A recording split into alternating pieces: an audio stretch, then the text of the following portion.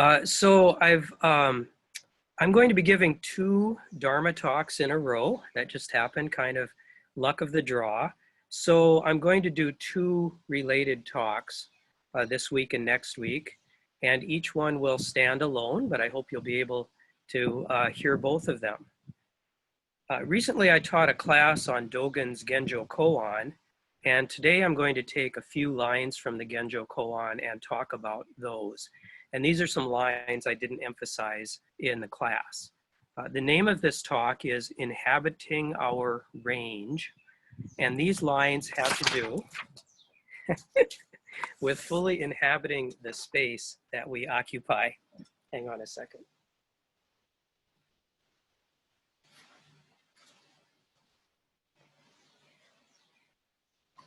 I almost lost my notes in the wind. So inhabiting the space that we occupy.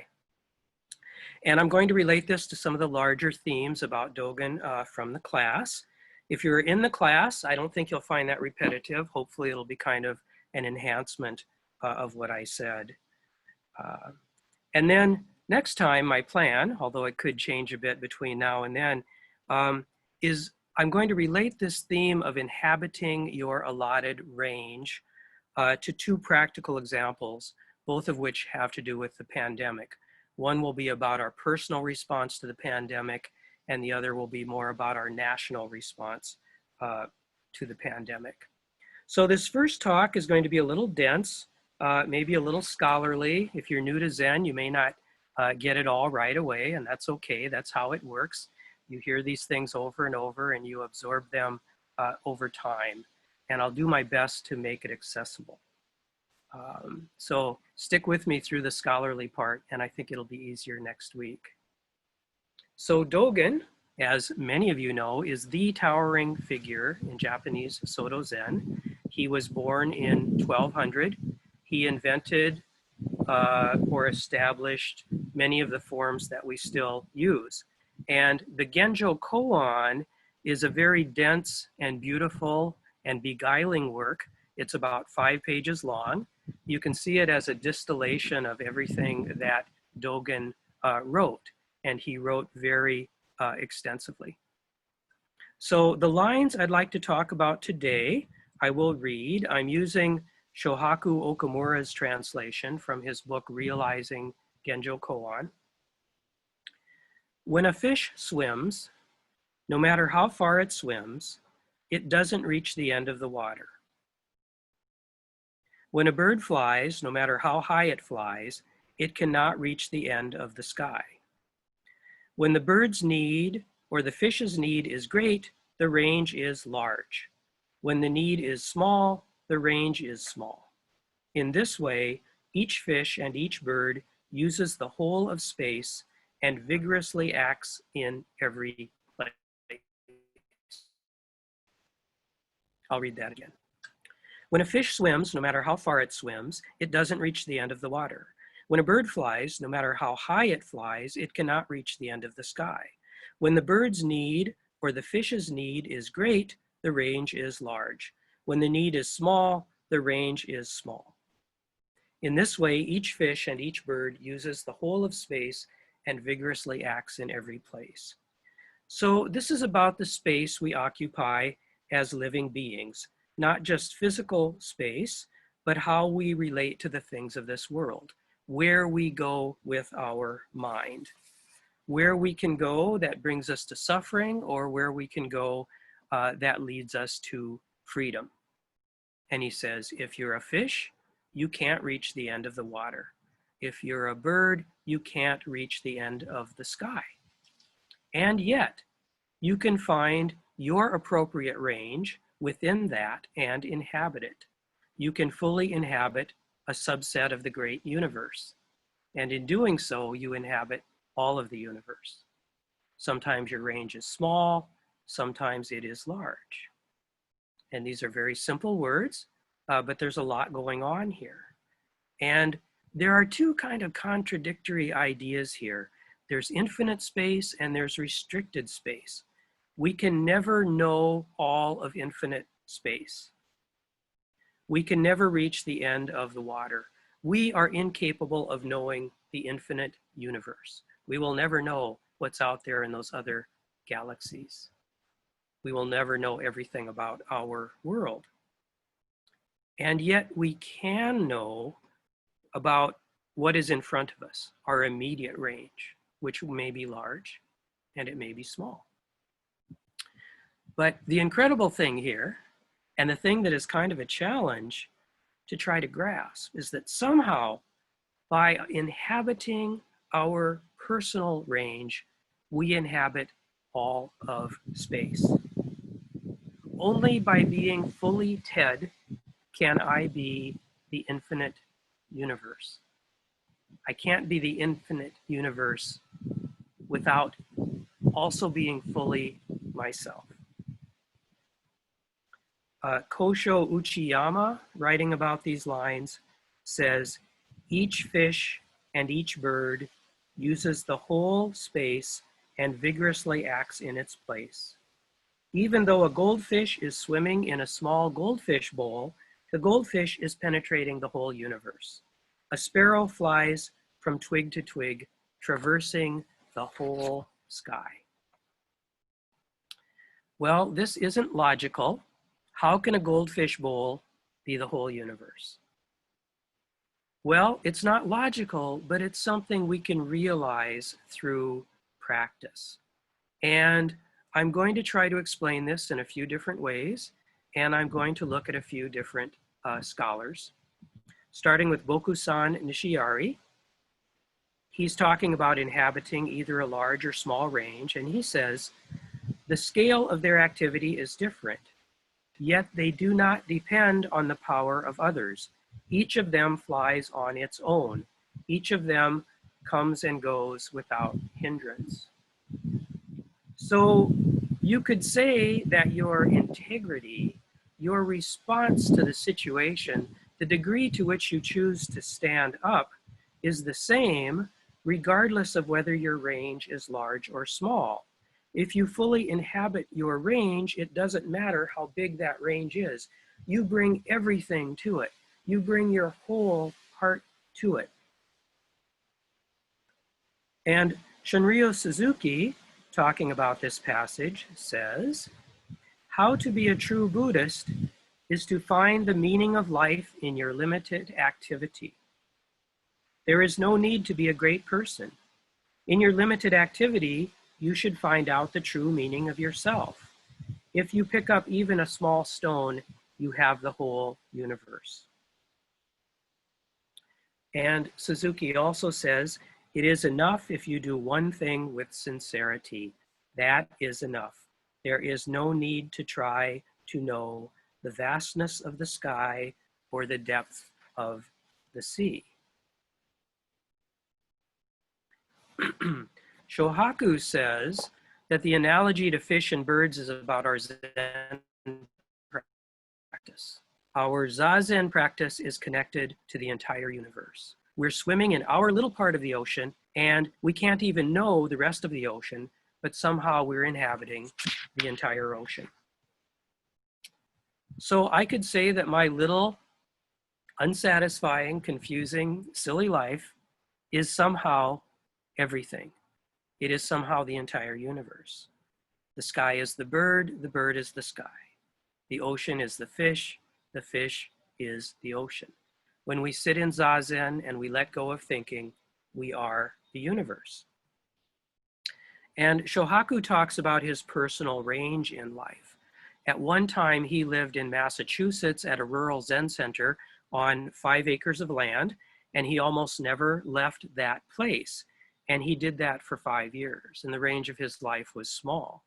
Then later, he began to work for the Soto Zen Education Center, and he traveled extensively throughout the country, and he wrote a lot of books, and the range of his life really became large. And he says, no matter how large our range of life, we can never reach the end of the universe, and yet no matter how small our range of life, we are living in connection with the entire universe. So the important thing, if we're looking for guidance here on how to live our lives, in a way that's connected to all of the universe is to simply live our lives, regardless of whether our lives are large or small. And this is about acceptance. This is about let it be what it is. This is about an appropriate response to the circumstances. And David Brazier, in his book, The Dark Side of the Mirror, which is the book we used in the Dogen class, has a bit of a different take. He says that birds represent the enlightened and fish represent the unenlightened. He says if you are a fish, you can't become a bird. In other words, it is not by trying to become enlightened that one becomes enlightened. It is about fully inhabiting and investigating the life that you have. Be a fish, don't try to be a bird. But the surprising thing is, if you can fully be a fish, you will find yourself perhaps being a bird. You just can't try to do it. You just can't have it in mind. I have this goal. So this also relates to what we do in Zazen, and I'm going to talk more about that, about what it's like to be fully inhabiting the space we're in rather than looking toward other spaces. But I want to say that when he says that a fish cannot become a bird, and that means the unenlightened cannot become the enlightened, he's not saying that there are two types of people, the unenlightened and the enlightened, and that if you're unenlightened, you cannot become enlightened, that it's hopeless. He's saying you can't become enlightened by trying to become enlightened. He's talking about our attitude toward enlightenment. And I've always liked the phrase, there are no enlightened people, there is only enlightened activity. So you can only become enlightened by thoroughly inhabiting your unenlightened state. In other words, you won't become enlightened by saying, my mind needs to be less busy. In saying that, you're having a busy mind. You will become enlightened by saying, wow, my mind is busy, by being present with that busy mind rather than trying to get rid of it. So be what you are, inhabit your range. And there's wisdom here about how to live our lives. It's about acceptance. We accept reality. And that's the starting place for changing reality. The idea of having a place and filling it, the idea that if you're a fish, you can't be a bird, and that if you're a bird, you can't be a fish, relates to the other parts of the Genjo Koan, where Dogen emphasizes the separateness of things. And this was really difficult for me in the beginning, all of the times I've read the Genjo Koan, where he talks about things really, really are separate. It's been hard for me. Most humans, I come to Zen practice kind of trapped in the world of form, thinking that everything is solid, everything has an independent existence. This glass of water exists by itself. It does not depend upon anything else. I'm free of everything else. I exist separately from other things. That's kind of being trapped in the world of form, you know, when you come to Zen practice. But then, as a good Zen student, I found out about emptiness, and I learned that things are not real or solid or separate from each other. And I know that I really don't have an independent existence, that I am only part of all that, well, that is. The universe does not revolve around me. So when Dogen emphasizes that things are really separate, that can be hard for the experienced Zen student. You feel like you're back being trapped in the world of form. But he's doing this for a reason, which is that he doesn't want us to be trapped in emptiness. He doesn't want us to think that emptiness is the end of the story. Once we've had a spiritual experience of emptiness, we need to realize that yes, things in a sense are empty, but the world of form is still here. We may have a really deep experience of emptiness to the point where the self and this world even seem to disappear, where something rarefied and wonderful seems to happen. And we want to dwell in that rarefied place above and beyond the things of this world. But of course, that's only half the story. We still have to acknowledge that the world is here, this beautiful world. And we have to integrate the world of form into our new way of being. We have to integrate form and emptiness. And that's why Dogen emphasizes separateness so much. That's one reason, because we need to have that integration. The Chinese master Qingyuan Weixin wrote that before he had studied Zen for 30 years, he saw mountains as mountains and rivers as rivers. When he arrived at a more intimate knowledge, he came to the point where he saw that mountains were not mountains and rivers were not rivers. But now that he got its very substance, he is at rest, he says, for it's just that I see mountains once again as mountains and rivers once again as rivers. And that's the integration of the world of form and the world of emptiness. We still see and act in the world of form, but differently than we did when we were deluded. And there are different things you need to know at different times as a Zen student. If you think the world is filled with separate objects and you can act separately as if the world doesn't exist, then you need to know that there's more to it. And if you've discovered that things of the world don't exist, and you go around saying things like the form of this world, the forms of this world don't matter, and I don't need to worry about the state of society because I'm enlightened, then you really, really need to hear that the forms of the world matter. You need to hear about separateness. This really is a glass, and I can drink out of it.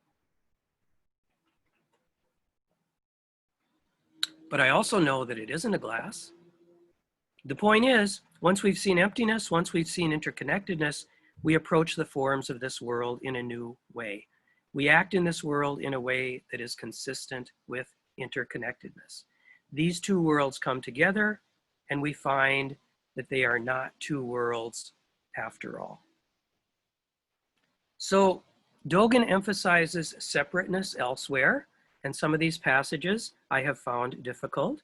He talks about firewood and ash. Ash is ash, and firewood is firewood. Ash cannot become firewood again. Never again.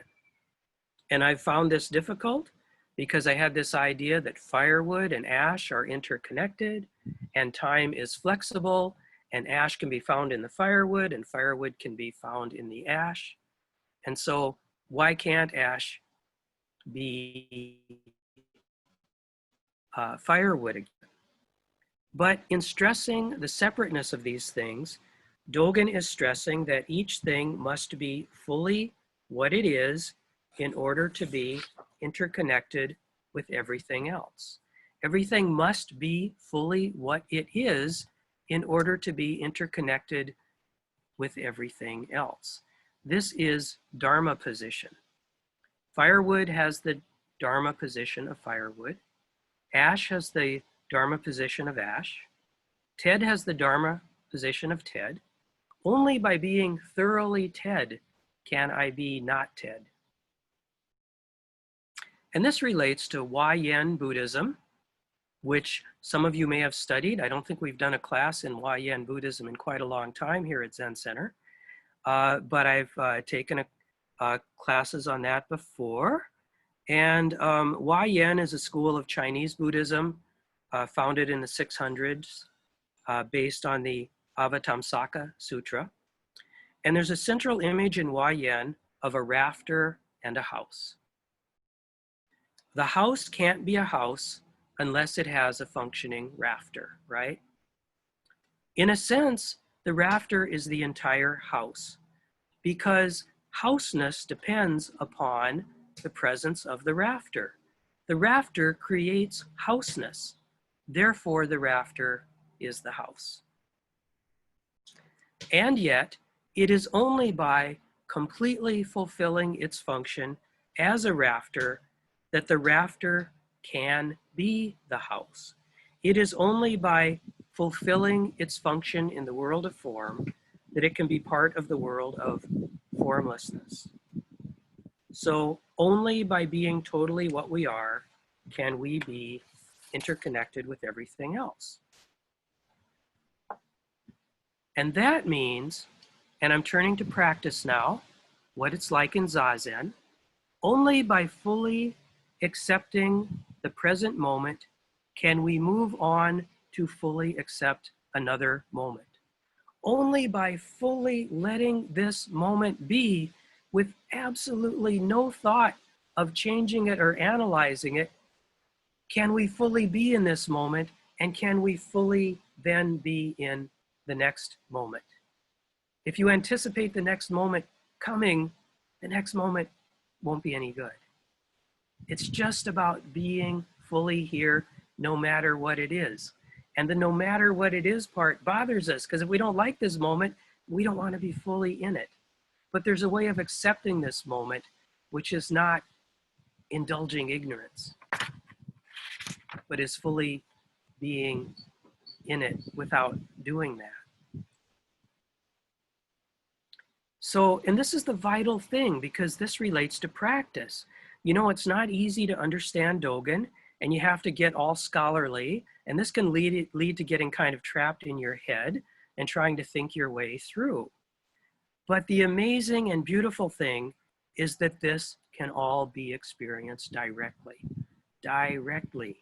not as a matter of thinking, but as a matter of practice. Only by being A can we be not A. That's what you do during a retreat. It's what you do when you're mowing the lawn. It's what you do when you're chanting something. Only by being fully here can I be not here. And that means fully being present with what is. And during Zazen, that means no thought of anything else. No thought for the future. No thought of what we would like to become, or what is wrong with us, or how we can get somewhere else. No thought of why we're doing this or what we're doing. Instead, it's not knowing. Not knowing is the only way to be present. And when we think about our habitual responses to the world, this is pretty radical. Because if we're sitting and something comes into our mind and we don't like it, we have a kind of mental mechanism that recognizes it and wants to get rid of it. We recognize it the moment it arises. We recognize that something has come into our mind, say a jolt of anxiety, and we're like, oh no, I got to get rid of that. That's not Zen practice. I can't be anxious. I can't be needy. Wanting to be a bird. What should the fish do? The fish instead should inhabit its own range, and its range in this moment is a jolt of anxiety. You have to start where you are. You can't ever start someplace in the future. You can't ever make up your mind that you're going to do it in the next moment. It's got to be here in this ridiculous moment. So you can say, and you say this in a wordless way, but I have to use words to talk about it. You can say, jolt of anxiety, hallelujah, I embrace you. I am willing to completely and totally let you in. I'll give up any thought about changing the anxiety, and I will just let it be, even though this goes against all of my conditioning. And if you can't let it in, you'll always be a fish wanting to be a bird. If you do let it in, you may just find yourself being a bird. We can't talk about that too much, but it's only by giving up wanting to be a bird that you can become a bird. And it's easy to go wrong when we talk about letting it in. Because we might think, oh, I'm supposed to let in the anxiety. Okay, so I'm supposed to just sort of let it happen. And that means I think about what I'm anxious about. It runs through my mind a few times. But that's not what we're talking about. We're not talking about mental activity. So that is really the subtle difference with letting it in. We don't indulge it and let it take us over. You know, we stay a little apart from it.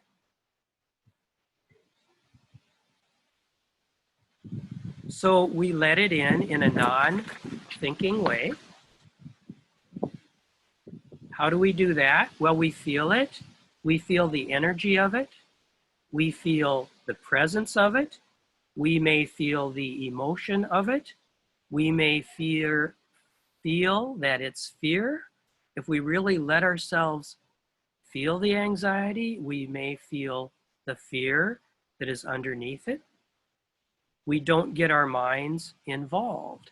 So the best thing, as I've said many times, is to let the thoughts go, not pursue them. We know how to do that because we've spent so many hours following our breath. We let the thoughts go. We let it be. Maybe we feel it in our body. We go deeper. There's this visceral thing underneath. We open ourselves to it. We don't even say, I'm looking for it.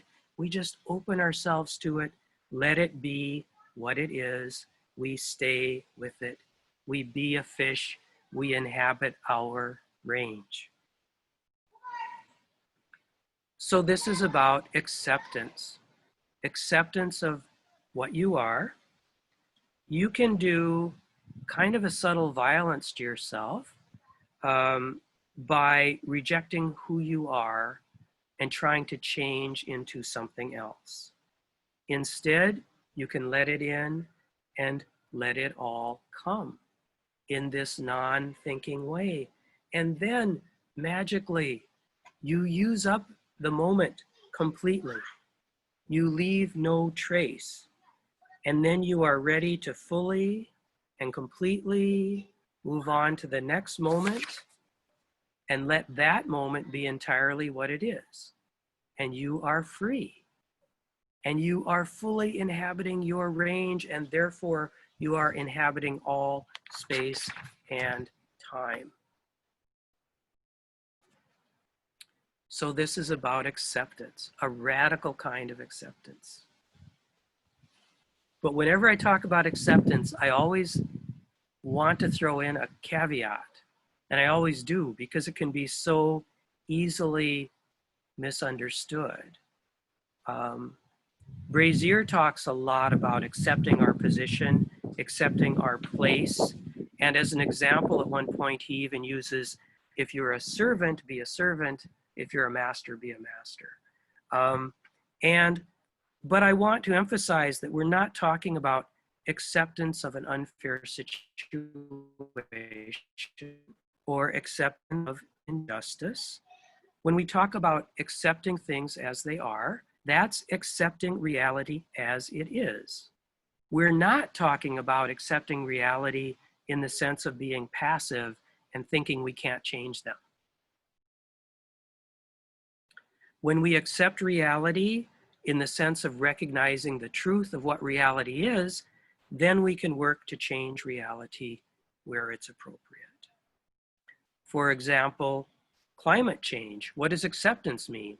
It doesn't mean we accept that climate change is happening and it's inevitable that all of these horrible things are going to happen.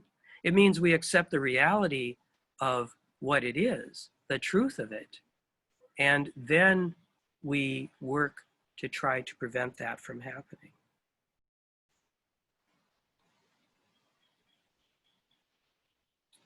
So next time I'm going to give a couple of extended examples of inhabiting our range.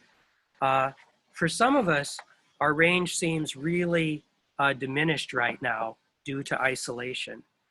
We're each in a little box here, which kind of symbolizes that.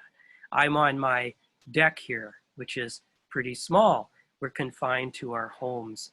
And it may feel like we used to be a fish swimming in the great ocean, and now we're a goldfish in a goldfish bowl. How do we inhabit our goldfish bowl?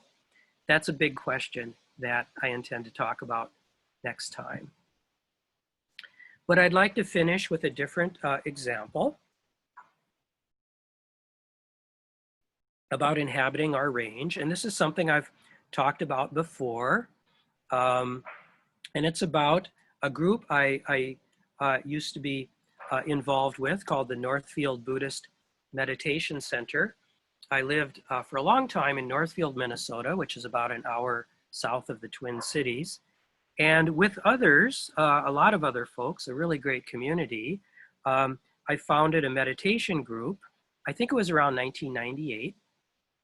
And we identified a few people who practiced Buddhism, and someone set up a meeting, and there were 5 people at the first meeting. And we set up a group.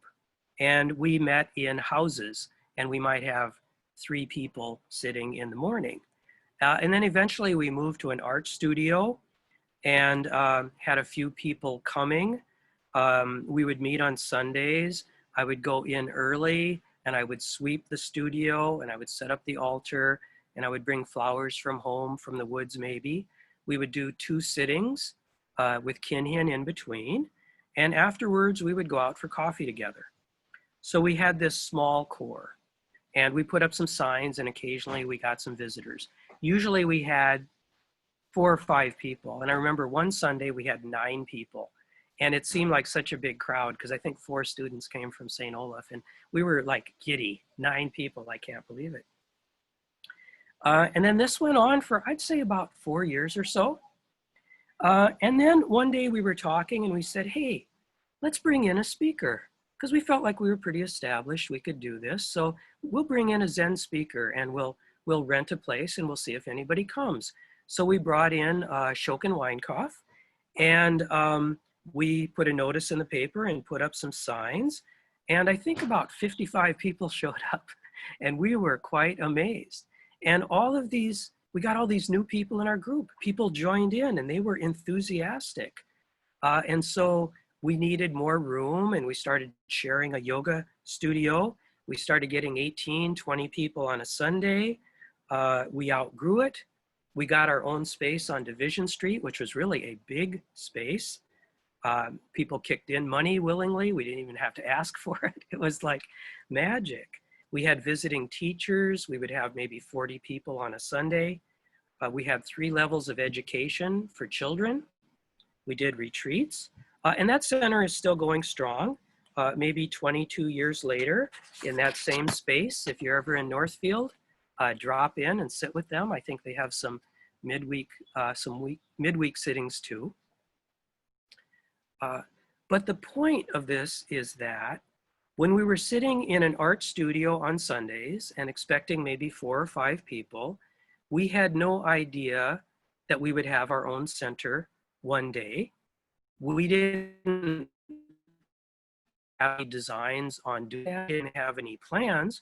We just wanted to sit together and invite a few more people. So we were simply inhabiting the space we had, which was very small.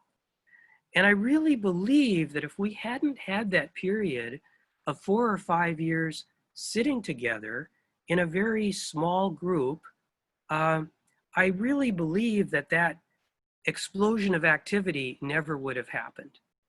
We needed to have that incubation period before the egg could be hatched. And once it hatched, we were able to inhabit a much larger space and inhabit it well. We had a tradition. We had a way of doing these little things that we could expand into doing the big things. And life was right when it was incubating. Life was right when the egg hatched. And life was right when the egg, when the chick grew up to be a beautiful bird. So I could ask, are you incubating now? Are you hatching now? Are you a magnificent bird? It's okay wherever you are. Just inhabit your space. You may move back and forth between those things weekly or daily, or moment by moment. It's okay. Inhabit your space. And please never forget your potential. You have a potential to inhabit your small space completely, and also your potential to inhabit a very large space. You can deal with limitations, and you can deal with wonderful expansion, and you can rise to that occasion. Amazing things can happen. So do not shy away from doing something magnificent when the opportunity presents itself. That's part of the deal too. And that's what I have to say about inhabiting our space. And I would welcome comments, questions from anyone. It's great to see you all this morning.